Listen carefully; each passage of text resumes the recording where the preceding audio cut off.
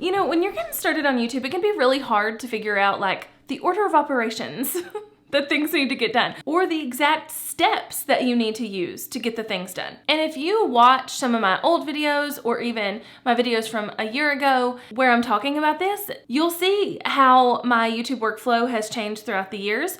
So I thought I would share my current YouTube workflow because there's a couple of things different that I need to mention. One, I'm no longer using an editing company. I took back over all of my editing, and I'll explain why in a little bit. And then two, I no longer batch in huge amounts, which I'll also explain when we talk about that. Oh my gosh, by the way, look how cute my sweatshirt is. This is YouTuber since 2016. I got it custom made from an Etsy shop. I'll totally link it below, but fair warning, I think this took 4 months to get in my hands. But I'm very excited. I love it, so it's okay. BT dubs, this video is sponsored by ClickUp, but we will talk more about them in a minute. So if we look at my YouTube process, my YouTube workflow in order of operations, the first thing I have to do is come up with ideas. And I actually was sitting down this morning to look through my content calendar and look through the videos that I was gonna film today. And I realized that I have ideas in my content calendar all the way through December. What? Sometimes this comes more easily than others. Sometimes I have a ton of ideas. Sometimes I am like struggling, like really struggling. Now I do have a video all about how to come up with ideas when you don't have any ideas that I literally filmed on a day when I was like, oh my God, I have no ideas. So I'm gonna film a video about what I do when I don't have any ideas. So I'll link that above. But the process to coming up with ideas is actually pretty darn simple for me. Okay, so y'all know I am trying to get it to where my channel is more personal, less like talking head 1, 2, 3 videos. And I think I've been doing a good job at that, especially because those videos are popping off right now, but it can definitely be a little bit harder to come up with like an A story and a B story and film that. And that's not something you can just like sit down and film. Like you could film this part of it, but maybe not the B-roll side or the B story or whatever. And like on this video, I'm not gonna have a B story. So it's really easy for me to sit down and like do a talking head video. So I tell you all that to tell you that like sometimes it's easy, sometimes it's not. Sometimes it's very like all over the place. But here are the top 3 things that I do personally to come up with YouTube ideas. 1, I obviously think about topics that I just want to do. Like sometimes there's something that just pops in my head and I'm like, oh my gosh, I totally want to do that. This video is a great example of that. I have another video I'm filming today where I like literally woke up in the middle of the night and was like, oh my gosh, I need to do a video like that. So I start with just the ideas that I want to do. And sometimes that's cut and dry, sometimes it's not. Sometimes I am feeling really uninspired and I don't want to do anything, but that's kind of where I start, and I'll put any of those in my content calendar or whatever. Second thing that I will do to come up with ideas is to look at my channel and see what is doing well for me in the current moment and see if I can like double down on that or reiterate that. So if I look at my analytics and I see that my video about ditching the niche is doing really well, then maybe I should do another video about what I'm doing there, or like how I'm making all of this work, right? Or maybe like an explanatory video. Whatever. But your channel is literally holding the key to the content that you should create, because if something is doing really well on your channel in the moment, that means that YouTube is favoring that content. That means that that content is going out into the world and being distributed, which means that if you feed the beast, if you feed the monster, if you do more content like that, YouTube will share that too. And then the third thing that I do is trend hack my competitors. Y'all have talked about this. I have an entire video about this too that I will make sure I link. And I will always put a disclaimer here. Be really careful when doing this because you don't want to go out and copy your competitors. And trust me, they notice because I have people doing it to me all the time. But find people who are in your same space, who are talking to your same who are putting videos out to the same kind of people that you want to attract, and see what is doing well / what has done well for them in the past, and see if you can create your own version of that. So if I go to one of my competitors and I see that like a Final Cut Pro tutorial has done really well for them in the past, then that might be something that I want to do. Now I'm not gonna exactly copy their title or exactly copy their thumbnail. I'm probably not even gonna watch the video. And that is for me. I just like to know that I didn't watch it and I didn't like rip anything off, you know? I can say, okay, they have an audience that's similar to mine. let me do a similar type video and likely it will do well. So those are the 3 main ways that I come up with content ideas, but that is step number 1 in this entire workflow. By the way, there are 6 steps to this workflow. And actually, since I already was talking about my content calendar and all of these steps are kind of housed in the same system, I want to talk about the system I use, which happens to be today's sponsor, ClickUp. ClickUp is a project management tool, and it is absolutely by far my absolute most favorite. And trust me, I've used all of them. It is like the perfect combination of any type of project management like system or whatever that you could want all in one. So it has like the Kanban view, which is my personal favorite, where I can move things from like open to do to whatever. It also has the list view, which I think is Laura's favorite, my operations manager. And then it has calendar views and whiteboard views and Gantt views, literally all the things. Now, as a content creator, there's a lot of steps that go into creating the content I put on the internet. That is literally the point of this video, which is why I absolutely love ClickUp, because they help me manage it all in one place. I have a content calendar for both my podcast and my YouTube channel. I look at everything on a monthly view. I put in videos where they need to go. I put in my ideas where they need to go. And then on those same idea tasks, that's where I script. And this is how we know where this video is in the process, whether it needs to be edited or uploaded or whatever. So it literally manages my entire YouTube workflow, my entire content workflow, from my podcast to my YouTube channel to any social media promos we're doing, hashtag all the things. Now listen, I have tried a ton of project management systems in the past, and nothing, and I do mean nothing, holds a candle to ClickUp. So if you're wanting to try ClickUp, I highly recommend it. And you can get up to 20% off the paid plans with my link, which is just heyjessica.com/ClickUp, and you can try them for free at that link as well. So head over, try out ClickUp. It's gonna blow your mind. It's gonna help you manage all the things we're gonna talk about today in one place, and it is amazing. Next in my YouTube workflow, we have to script. Now listen, Linda, I do not script my videos word for word. If I did that, they would be really dry and boring, because for some reason when there's a script involved, my personality just floats on away. Like it just doesn't do well. So I personally do bullet points for my scripting. So if I have an idea that I've come up with, just remember that was step 1. If I have an idea, I go back to that idea and I just bullet point the things that I want to talk about. So in this particular video, I know I want to talk about ideas, scripting, the other 4 things that we're going to talk about. And so I just make bullet points about those things and any kind of bullet points under each thing that I want to make sure I talk about. And that is my script. You can script however you want to. Like, this is totally subjective and like totally depends on what you're comfortable with. But I personally do script in my workflow, but it's not really script, it's more bullet points. The next thing to do is to film. It seems obvious, yet sometimes I don't think it is. But the next thing I do is that I film. I have the ideas, I have the script, and now I'm ready to film. Now for me, filming looks different now than it did a year ago, 2 years ago, 3 years ago, 4 years ago. When I first started on YouTube, let me tell you, because my videos were literally just to get found in Google search or in YouTube search, I was just using YouTube as a search engine. Because of that, I didn't care about my personality in the videos. I didn't care about how in-depth they were. I just wanted to create videos that were getting people's questions answered and getting them out of there, okay? So I was creating like 8-minute videos or so, like 8 or less. And when I was doing that, I would batch film. I would take one day and I would batch film 3 months of content.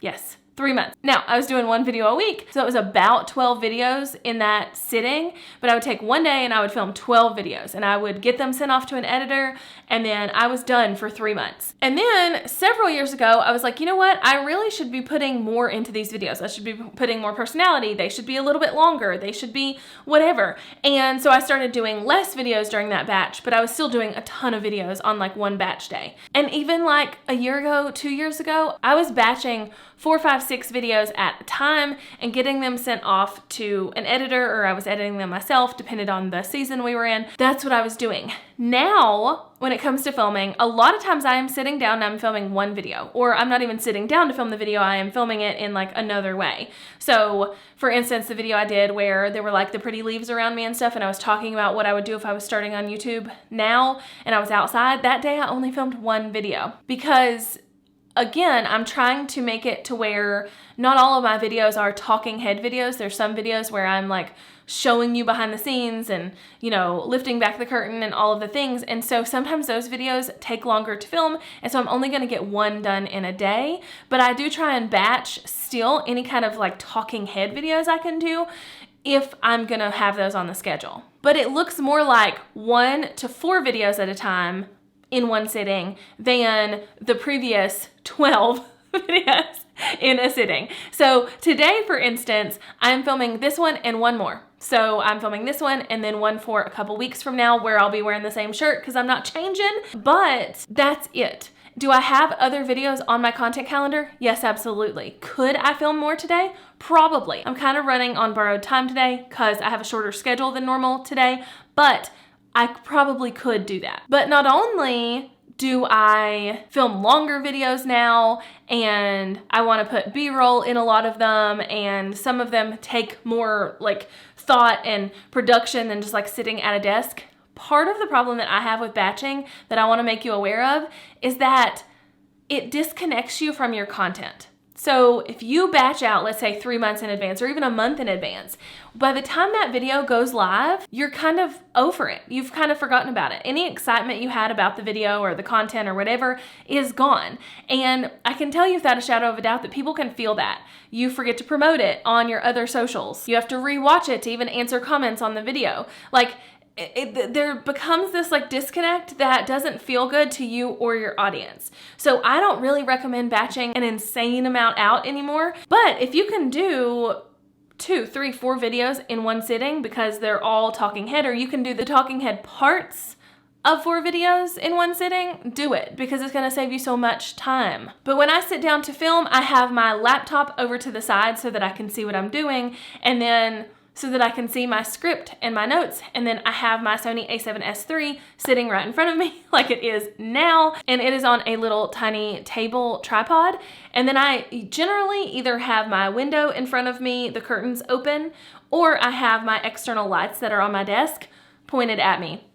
It kind of just depends on the day. Today I actually have both because if I have the curtain totally open, there's too much sun coming in where I'm sitting, but I kind of like the natural light look, so I don't know. I just have both today. But that is what it looks like when I film. I have an external microphone or I have my little lavalier mic, depending on, I don't know, what I feel like doing that day. I pop a card in my camera and I go. That's it. I film. So the last thing I do while I'm filming is any video that I'm filming while I'm still in the same shirt or whatever, I will go ahead and film the thumbnail shots. I talked about this on Instagram, but I actually hit record and do videos for my thumbnails where I'm just like posing in like different ways instead of trying to take pictures, because I feel like it's just easier. I can take a screenshot and the thumbnail quality, like it's okay to take a screenshot of a video for a thumbnail because it's, you know, they're this big. It's not going to matter if they're like, you know, 80 pixels large or whatever. So I will do that while I'm filming. I will just go ahead and get the shots for the thumbnail. And so I think through all of that in that moment. And I'm like, okay, this is about my YouTube workflow. What do I want the thumbnail to look like? What kind of emotion do I want to show in this thumbnail, etc., etc. So I do that while I'm filming too. Everything we've talked about so far, up until this point, is the easy part. It's the least time-consuming part. Now, filming can be pretty time-consuming, but for the most part, all of this is pretty cut and dry. Come up with the ideas, you script it, you film it. After you film, the real work begins, especially if you're a creator who's editing your own stuff. So after I've filmed, what I will do is I will take the card out of my camera, I'll pop it in my computer, and I will offload the videos that I filmed onto a Dropbox folder on my computer / on Dropbox so that I can access it even if I don't have the card with me or whatever the scenario is. If I'm using an editor, then the process from there is basically getting those files to them, getting any notes to them, etc. But after that, the process is actually pulling it into Final Cut Pro and editing the video. Now, I have recently taken back over all of my editing, and let me explain why. First, I need you to know that I have a full-time employee, a part-time employee, and then several contractors along the way who manage almost every single part of my business. And so I can take back over the editing without it like hurting any other part of the business, which is awesome. But for the last 6 or 8 months, I have been using an editing agency, and they are amazing.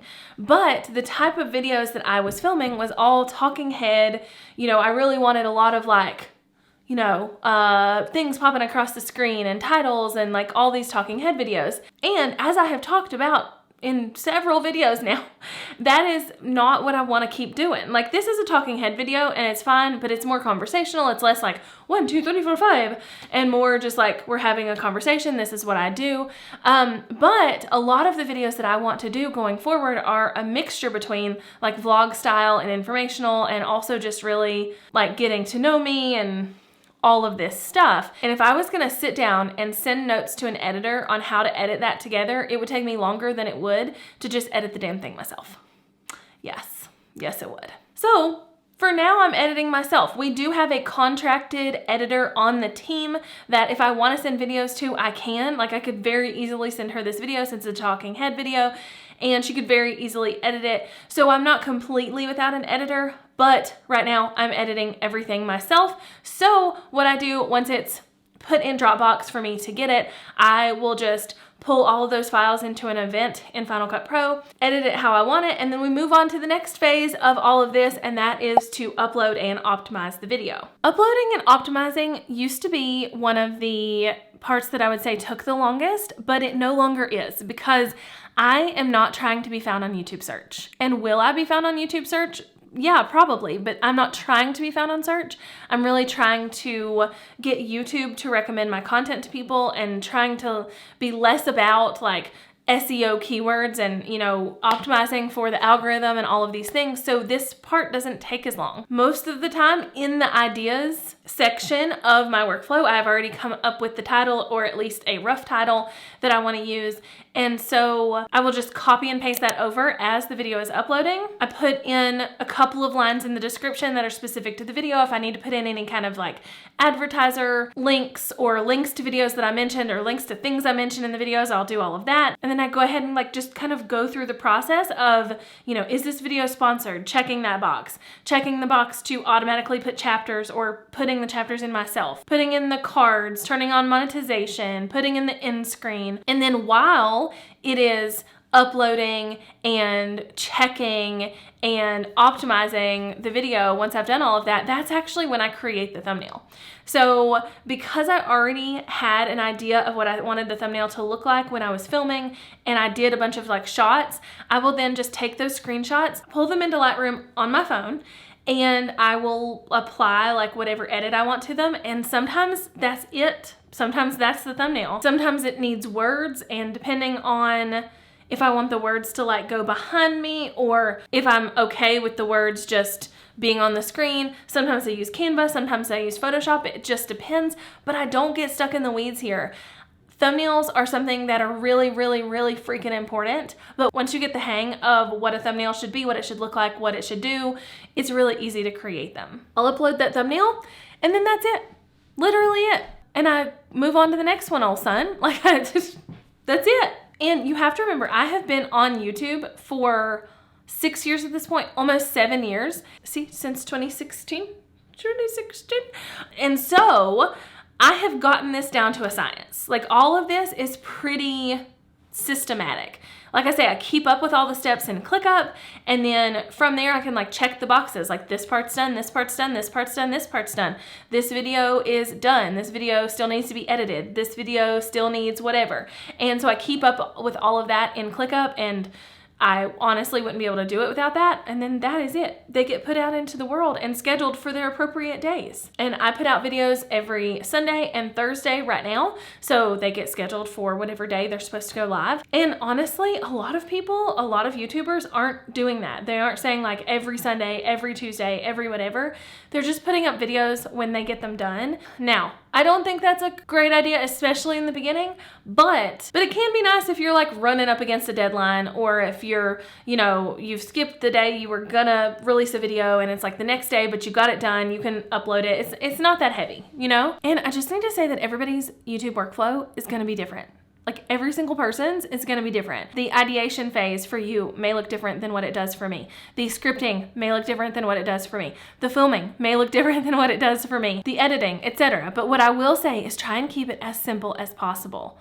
I could totally have like massive lights and a big camera set up and like 2 cameras and blah, blah, blah. Like I could have all of this stuff, but then I feel like the barrier to entry, like the barrier to filming is way too like high. And so then I won't sit down and film because I feel like I have to do too much to do that. So keep it simple. Keep it simple so that sitting down to film or filming in whatever that looks like for you, whether you're like vlogging or doing this or whatever, is easy.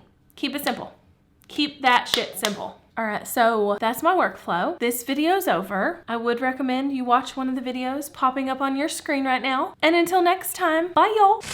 BT Dubs, this video is sponsored by Squarespace. Squarespace. You can tell I've been watching other people's videos.